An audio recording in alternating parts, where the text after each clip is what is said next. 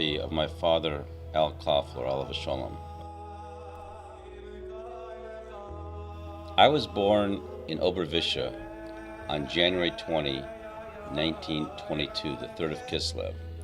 My father came originally from Miskova and my mother from Borsa, a town 10 kilometers away. Obervisha, also known as Vishal de Sus, was the community center for 3 villages, Feloviso, Alsaviso, and Korzaviso. It had a yeshiva, Beis Yisrael, which I attended with 400 students, headed by Rabbi Menachem Mendel Hager, the oldest son of the Vizhnitzer Rebbe. I was named Avraham Yosef and was the second of 6 sons, Mordechai, Baruch, Shimshon, Isaac, and Beryl, born to Chaim and Rivka Coffler. I also had 3 sisters, Chaya, Golda, Leah, and Ita. The younger 2 survived. My father had a dairy store where we sold cheeses. I didn't help him because I was always in yeshiva. I had learned for 2 semesters in our town. Then, when I was 15, I went to Marmorsh Sighet, then to Temesvar. The Avos Torah Yeshiva was opened there in 1937 by Rabbi Yitzhak Tzvi Sofer. The Menahel was Rabbi Asher Yonah Weinberger, a Vizhnitzer Chassid. I was very much involved in my studies, and I studied day and night. We did some secular studies in the yeshiva, but the emphasis was always on Talmud. Some of us also read the secular newspapers. We mainly read the Hungarian papers, but once in a while I would also read Der Spiegel, the Yiddish paper which came from Warsaw. Although the yeshiva really didn't approve, I read the papers because I wanted to be informed about the war. Anti-Semitism and anti-Semitic acts were known in our area even before the Germans occupied Hungary. I remember once when I came home from the yeshiva in Marmorsh Sighet, a man took his cane and hit me so hard that I was really disabled for a while. I remember that in the center of Marmorsh Sighet there was a big swastika as early as 1936. With the Hungarian takeover, Jews were not allowed to have businesses, and so we had to give up our store. Somehow we were still able to sell privately and were able to have enough to live. Then my father was taken to forced labor. Life was very difficult. It was not as bad for me because I was in yeshiva, but my parents had a hard time. My father couldn't come home, but at least he wasn't sent to the Ukraine as many divisions of the labor brigade were. My mother was left alone with the children. My brothers were just in cheder. They were so young, and instead of going to yeshiva, they went to Auschwitz. Mazel Tov to the Kaufler family, dedicating a Sefer Torah, particularly on Channukah, which is a time of dedication and renewal in Jewish life, is a tremendous, tremendous event for the community, not just Young Israel community, I believe, I think for the entire Jewish community, because a new Sefer Torah is a new sense of Ruach, a new sense of Chaim that comes into the community, and it brings spirit and Kedusha, and God willing, Im Yirtzeh Hashem, it should bring life and prosperity and nachas to you, your family, children, grandchildren, for many, many generations. Mazel Tov. Mazel Tov to the entire Coffler family and to our community.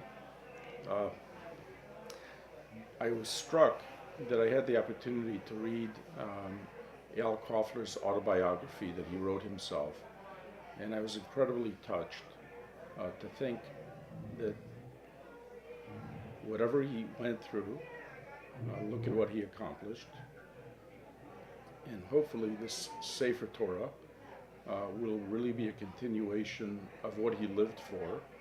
And it's especially, as the rabbi said, meaningful to dedicate it on Hanukkah, so that the light of his neshama should continue throughout his family and throughout our community, and you should have a lot of nachat. Mazal tov. We spoke a number of languages: Hungarian, Yiddish, Romanian, and I understood German. I thought at first that life would be better under the Hungarians than the Romanians. I actually had a choice of what to do.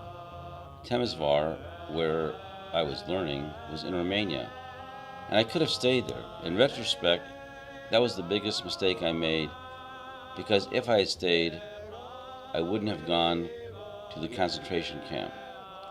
But life in Romania was not good, and I always wanted to be with my parents and the rest of the family. And so I took what turned out to be the last train back to Hungary. It was dangerous on the train. Many people were beaten, some very badly.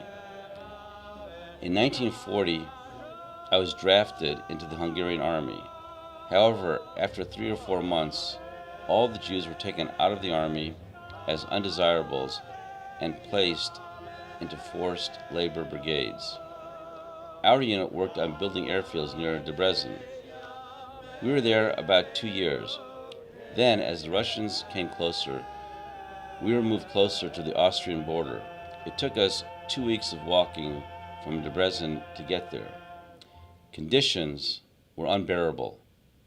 There was very little food and no sanitary facilities to speak of. We were treated worse than dogs.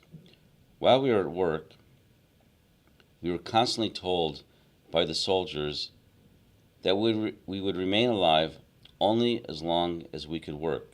The German soldiers spoke to us in German, which I understood because of its similarity to Yiddish. The people from central Hungary only spoke Hungarian, and communication was more difficult for them. Well, first I think we should wish Philip and Janice a mazel tov for this very auspicious occasion of dedicating a Torah in his parents' name, in his father's name. And it's something that's a cornerstone of our Jewish communal life. It's a celebratory occasion. It's a religious occasion as well, and we're all glad to be a part of it. And it's just another step in the growth of our community.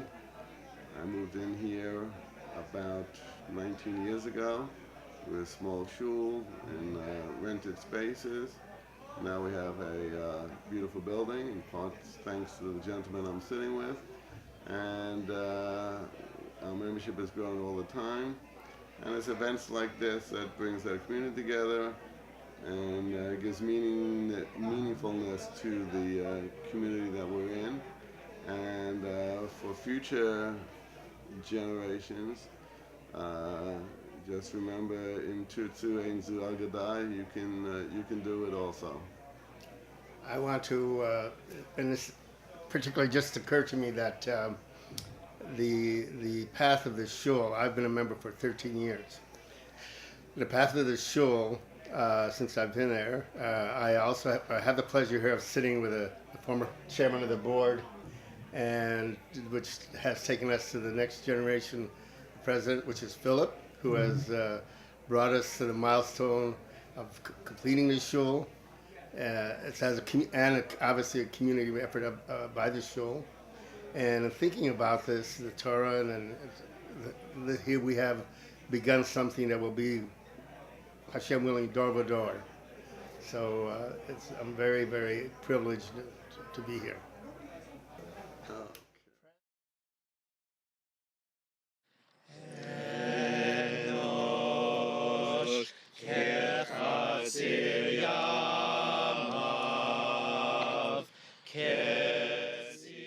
By May 1944, the Nazis had moved all the Hungarian Jews into the ghettos. People didn't stay too long in the ghetto, no longer than a month. The famous or infamous Ahmed made sure that they would be transported out to the camps quickly. Shortly after the transports began, we met a Hungarian locomotive engineer working on the railroads. He told us what was happening, that the people were being transported from the ghettos to the crematoria. The trains he worked on would leave Hungary with boxcars stuffed with loads of people and came back empty, only to be filled again. I understood then that my parents, my older sister and her children, my 4 younger brothers, and my older brother, all were dead. I observed their yurt site on Shavuos.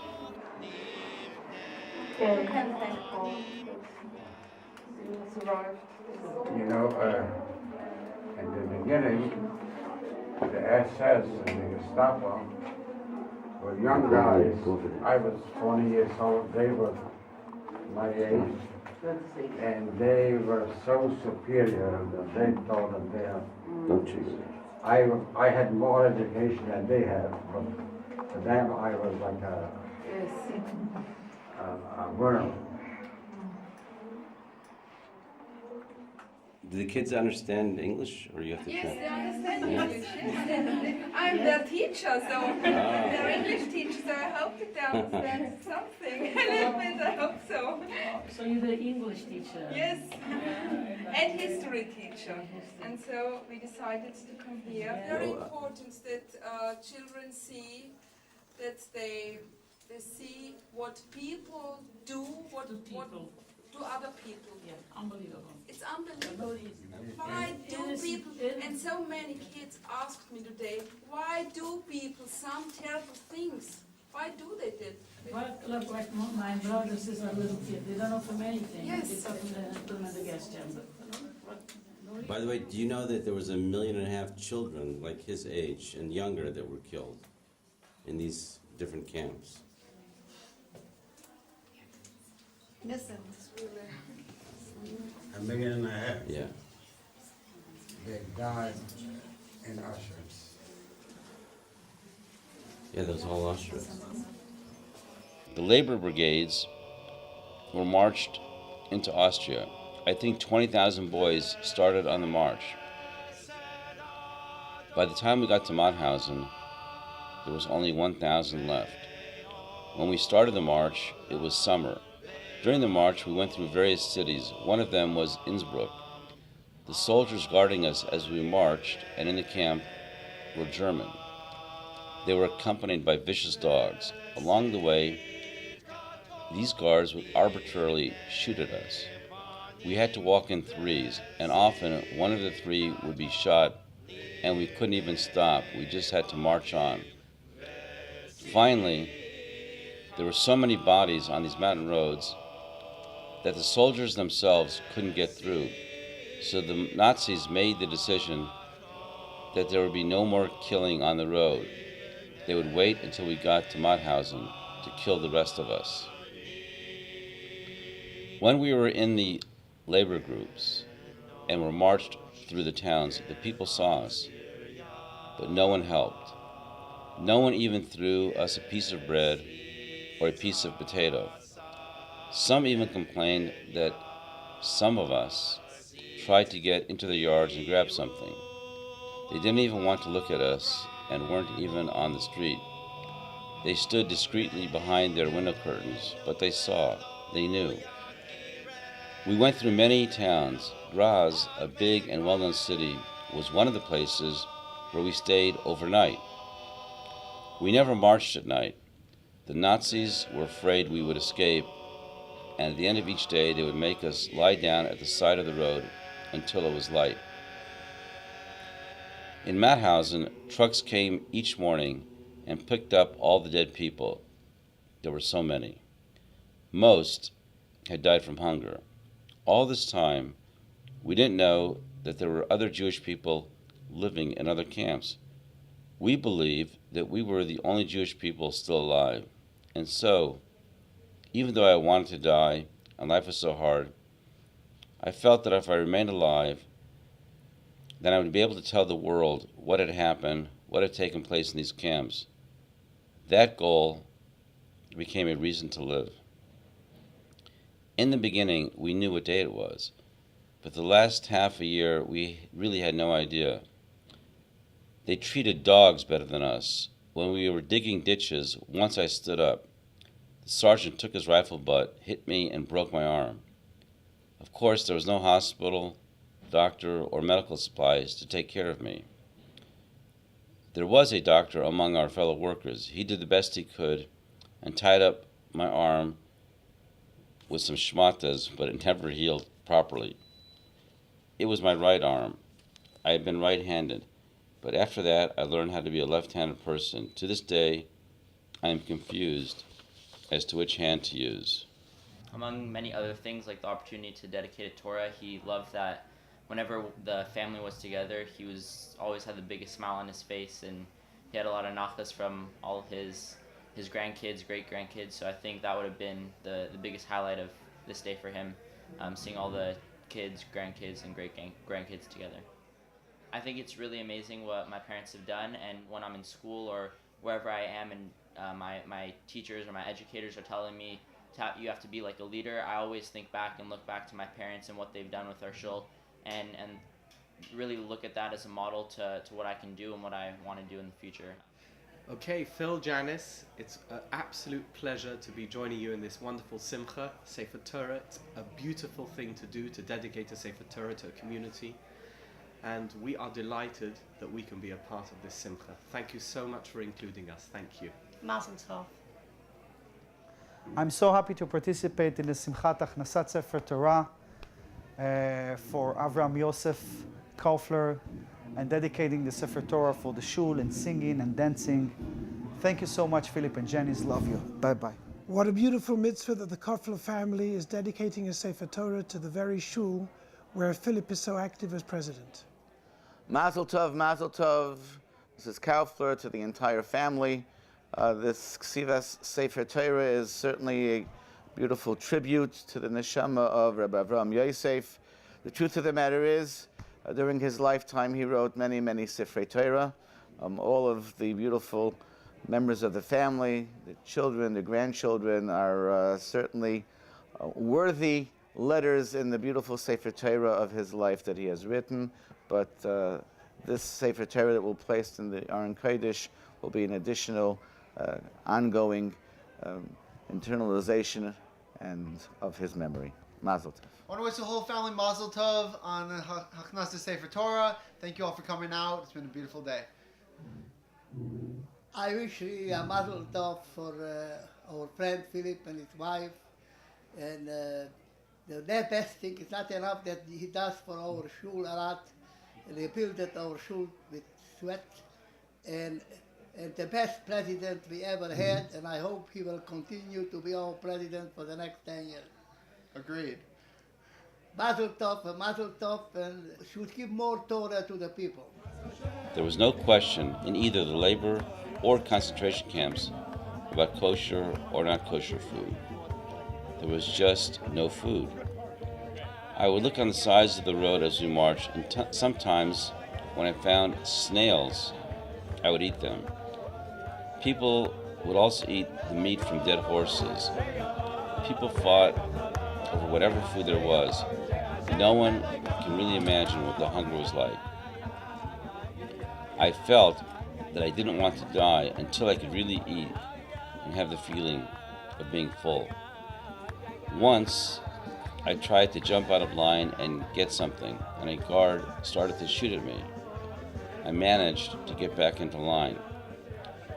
Near me in Mauthausen were a father and son, and the son took the bread from his father, saying, "I have more of a chance to live, so I must take the bread." I felt that even under those circumstances, I couldn't do that, but people did, and you can't judge them. When we got to Mauthausen, we were just like skeletons. We didn't work, we just laid there. At that point, although we wished they would kill us and end our misery, our guards in the camp didn't even want to bother any longer with the effort to work the gas chambers. Although some of the Hungarians and the Germans did not behave decently towards us during the entire period, there was one incident of caring. One day, as we were on the march, there were hedges to one side of us.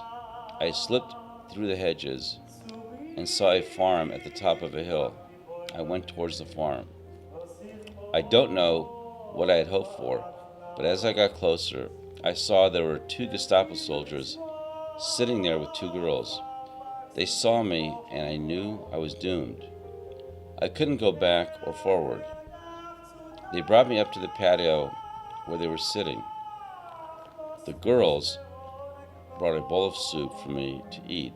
I think it was potato soup.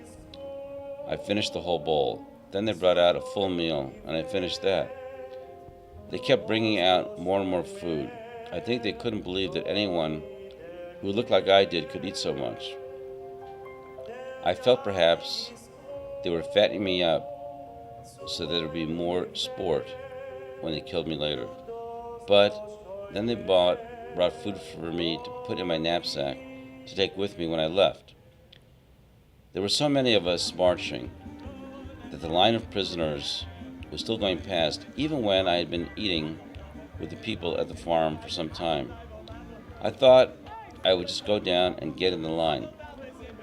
One of the soldiers said to me that if I did that, I would be noticed immediately.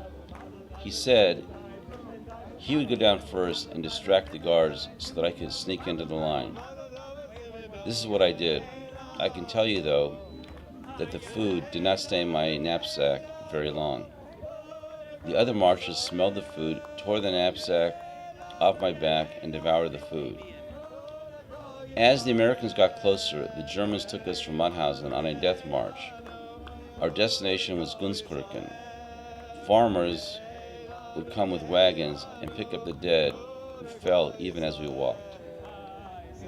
When we got to Gunskirchen, we found a camp without any facilities. There was not even a floor in the barricades. We slept on the ground in the mud.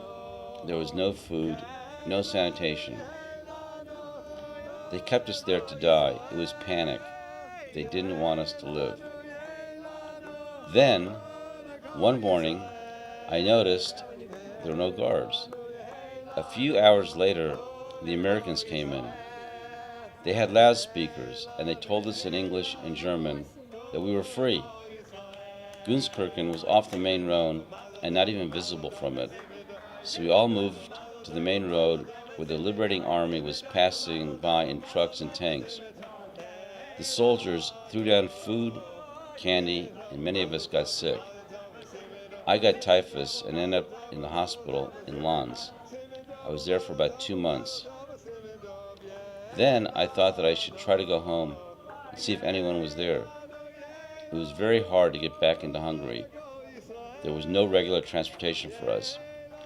I had to take a freight train from Budapest to Marmor-Sziget. When I got to our city, I found my 2 sisters already there. They hadn't been sick like I had been, so they came earlier. Hetty, my future wife, was also there. I had known her from before the war. Her family had lived on Denegras Street, right across from us. I met my husband when we were born in the same city, and we lived across the street from each other. What city was that? That was Visheva or Pelshevisheva, or Vishel de Sus, the Romanian, and we were all the time we see each other. We used to go to shul davening, and my mother used to say, "Oh, he's coming already from the davening. We ate already breakfast. That he's coming for." He didn't even have lunch yet. I mean, we had lunch, and he comes for breakfast in his house. From the large pre-war Jewish population of our city, there was just a few of us left, all young people. We didn't want to stay there, and the local population didn't want us to, so we came back to Germany. after the war, he came home, and as soon as he saw me, he wouldn't let me go. He fell in love with me. I wanted to come straight to America, and he says, "You're not going." I was on a bus to go to Germany, and he stopped the bus, and he wouldn't let me go.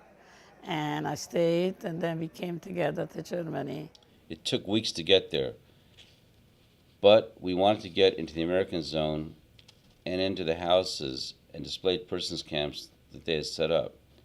Our camp, Poking, was near Munich. And in Germany, we got married. And then we stayed there for maybe a year. We were there about 2 years. I got married there. We had a very nice chasana, and our oldest son was born there. Since our families were gone, almost all the people at our wedding were people we had known before. For all of us, it became a group composed of whoever was alive. There wasn't much to do at the camp. I didn't work. I looked just like a skeleton. I remained very thin for a few years. Although I'd been so involved in my studies before, there was no yeshiva or classes in Poking. I used to go to the other camps to see if anyone was left, but there was no one else left for my family. I did notice that some of the other camps were better equipped than our own. There, people lived in real houses, fancy German houses. Our camp just consisted of barracks, which we had to share with other families. When we arrived in the camp, I immediately registered to come to America.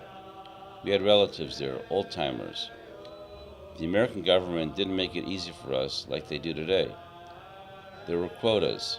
It took 2 years, and we finally sailed at the end of 1947.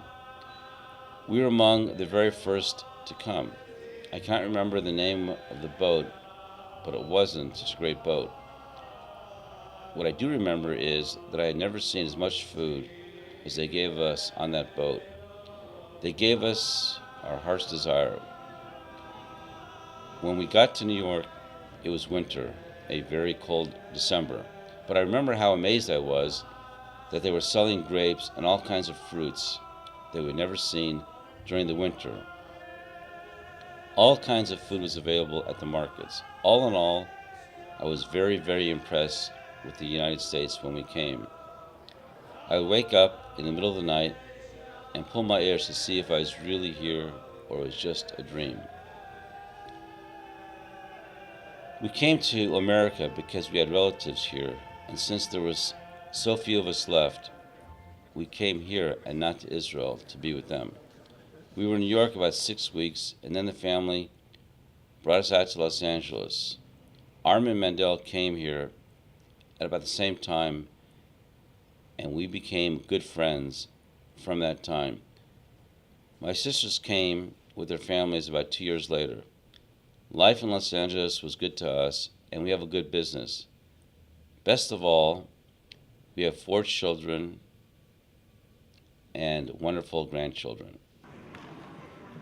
Ze hayoim, Osa Hashem, Nogila v'nismechavoi. Friends gathered here today. This day is a true day of rejoicing. A day like this, when we dedicate a Sefer Torah to a shul, a Sefer Torah which has been painstakingly written over months and months and months by a dedicated sofer. Ze hayoim osa Hashem nogila v'nismechavoi. Remember this day.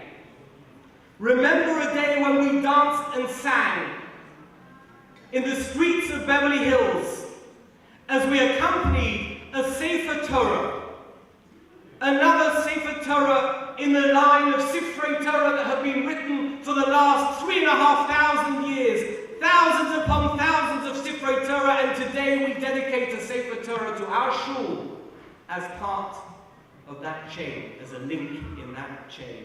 Ze hayoim osa Hashem nogila v'nismechavoi. we can truly rejoice.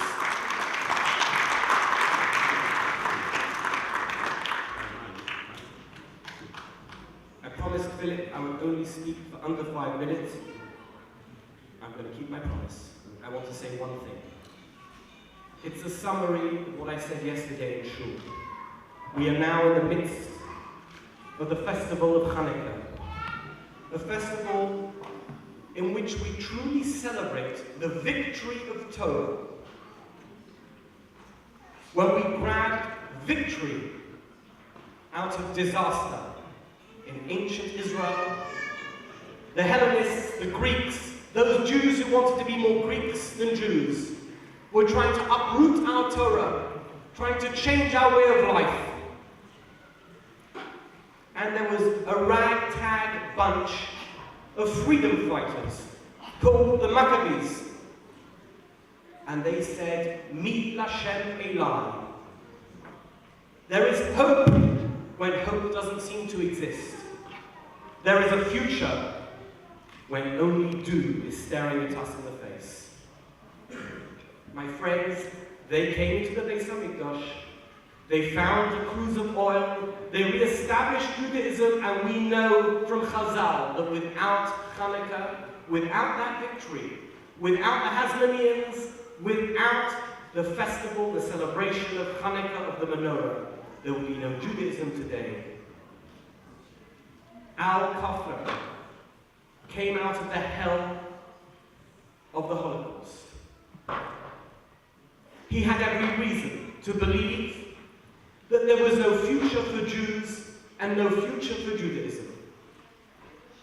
Today we commemorate his name, we commemorate with his family all Shomrei Torah and Mitzvos by dedicating a Sefer Torah in his memory. He could not have dreamed as he came out of the Holocaust that one day his family, one after another Bnei Torah, would celebrate with a Sefer Torah. And yet here we are today. What more appropriate time than the festival of Channukah to celebrate both the victory of Channukah and a victory that resonates with Channukah. Zeh hayoy, Asa Hashem, Nogilo v'nislecha voy. I feel privileged to be a part of this simcha. Thank you, Mazel Tov.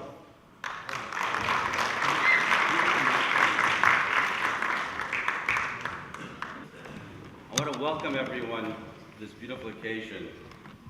The most important people in this room today are the future of all of us. And that is my mother's more than 40 great-grandchildren.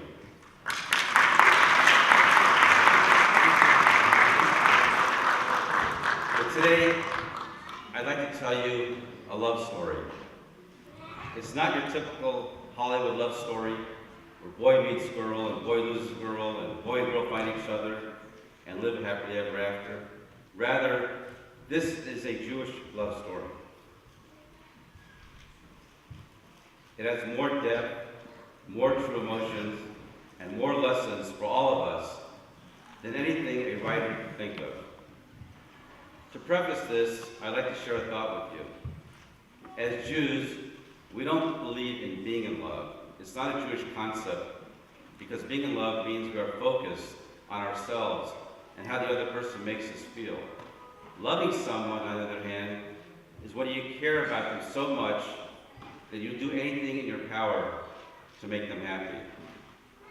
Our love story begins in the smoldering rubble that was Europe after World War II. My father, Kauffler, or as he was known in Eastern Europe, Avraham Yosef, Alav Sholem, survived the camps despite deplorable conditions and years of suffering. He was one of the lucky ones. After being ill for months, he recovered enough to travel. Searching for his past, he headed home to a little town in Romania, Channukah.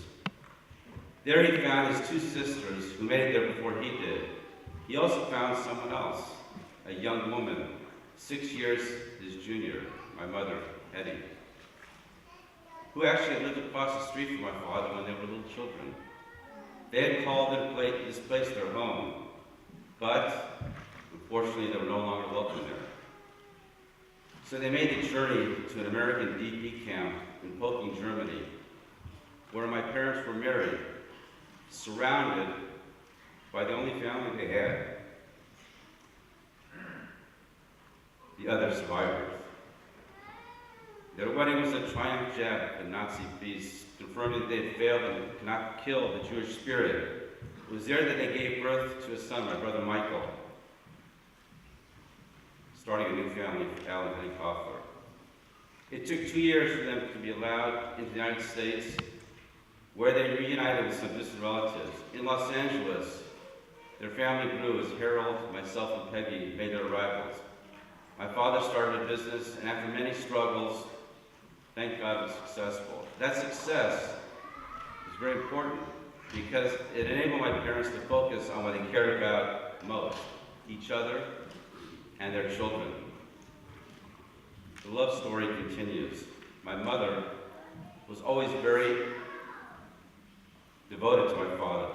She was an amazing wife, catering to his every need and always taking care of everything he needed or wanted. We're talking about Jewish love, remember, the kind in which you don't worry about yourself, but instead worry about the one you love so dearly. My father was the same way towards my mother. She was towards him. He was completely devoted to my mother and was careful that the children, brothers and sisters, would show the proper love and respect that my mother deserved and admiration. My parents could not handle being apart for very long, so even when my father was in business, my mother worked alongside him. When he was traveling to Asia, he would take her on the trips with him because they did not want to be apart. They completed each other and their love only increased. As their family grew, so did the love they showered on their children. Their 4 children were the focal point of their lives, and spending time together was pivotal to the devotion that we all feel for each other. When grandchildren and great-grandchildren came along, they too became the recipients of seemingly limitless love my parents had in their hearts. More than 30 years ago, our family established the minhag goes and lasts this day. It is a pilgrimage, but not to Plymouth Rock and not to Yerushalayim. It's of deep significance, and every family member makes the trip regularly.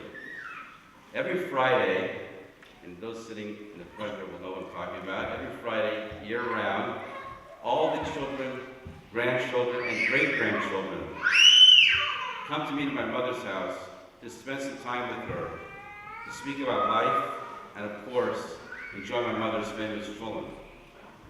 Make no mistake, the warmth of the chulin pales in comparison to the warm, cozy embrace of caring and love each of us feels from our mother, and in past years, our father. And this minhag was going on when my father was alive, and it brought him so much joy that everybody would come visit every Friday and spend time in the house. The devotion and love of parents to their children is not always reciprocated, but when love is so vibrant and tangible, so deep and real, it is hard not to feel the same way. My mother, who is such a giving person, almost never is thinking about her own needs. And she showers her love on her children, her grandchildren, and her great-grandchildren. With all that being said, there is one person in my mother's life who must be separately acknowledged. My sister, Peggy, the baby of the family, has been truly remarkable and unbelievable in how she caters to my mother. Peggy learned the valuable life lesson of putting the needs of others ahead of their own from the masters, my mother and father. Peggy has a busy life devoted to her own husband, children, and many grandchildren. She's actually catching up to me in that department. Yet, she finds the time every day to be there for my mother, both physically and emotionally. So where does such devotion and dedication come from? It is grown, nurtured, and cultivated when a parent knows more than a thing or two about love.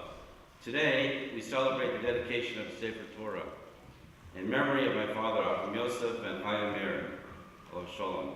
How fitting to celebrate this milestone of Hanukkah, which the rabbi said means dedication. I'd like to suggest, though, that the dedication we really celebrate is not the purification of Beis HaMikdash, but the dedication of the Jewish people to their relationship with Hashem that made them willing to die for it. It made them search for pure oil, not use something less than the best for the menorah. How could they? This was Hashem they were dealing with, the one they loved so deeply. This type of devotion is passed down in our DNA. The way Yaakov Avinu spent years working with Rachel, but it seemed like days because he knew what a special gift he was getting. The way people sent their children away so they might be saved from pogroms and anti-Semitism or be able to study Torah properly. The way my father never wanted the love of his life far from his side. That is true dedication, and that is worth celebrating. But our story doesn't end there. With the dedication of this Torah, we just see another great symbol of the love my parents had and still have for each other. No doubt, my father is standing here today, holding my mother's hand and squeezing her gently with love. The story of love and devotion continues in the lives of their descendants, who still look up to them and marvel at the caring concern and deep love that Bubby and Zadie resulted to share with them. All of us here can learn from their story and make it part of the story of our own lives. And God willing, each one of us here today, our special friends in Mishpacha, will live with great love and dedication to those in our lives, the joy and fulfillment. Thank you all. My father was truly a remarkable and great person. He taught me so much about life, not from his words necessarily, but from his actions and conduct. He loved people and people loved him. He always had a smile on his face, which was his trademark. All his friends liked being around him because he was always a happy person. But most of all, he showed me what it was like to be a loving father and a loving husband to my mother. And just the way my father and mother interacted, always giving of themselves to each other, it was something that I've taken with me throughout the rest of my life. And I'll never forget all the great times we had as a family. Later in life, my father's greatest joy was having his children, grandchildren, and great-grandchildren around him and my mother. We had a family custom for many, many years where every Friday afternoon before Shabbos, we would gather the children, grandchildren, and great-grandchildren with my parents just to be in their presence. And it was the highlight of my father and mother's week, every single week. My mother would make her famous cholent, which everybody came for, but it was really the warmth of my parents that everybody was coming for, not necessarily the cholent. Because my father's really greatest joy was his family and all the descendants that came after his new life had started in America, a life he thought he would never have when he was near death in the concentration camps. He put such a premium on that life. And I can just imagine the joy he would have had, and I hope he did have it in Shemayim, of seeing all his 40 great-grandchildren sitting in the shul at the Torah dedication in his memory. And he would have been absolutely amazed and happy at hearing his great-grandchildren and his grandchildren singing his favorite Yiddish and Hebrew songs at the Torah dedication, and to see how proud my mother was that she was able to do this for him. See ya. Adam. Adam.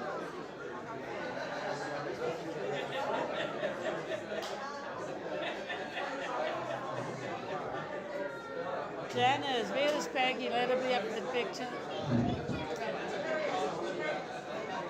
Okay, forget it.